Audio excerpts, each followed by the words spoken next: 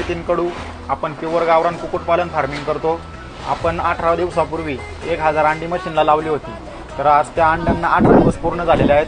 18 दिवसानंतर आपल्याला समजतं की कोणत्या अंड्यांमध्ये जीव तयार झालाय किंवा कोणत्या अंड्यांमध्ये जीव तयार नाही झालेला.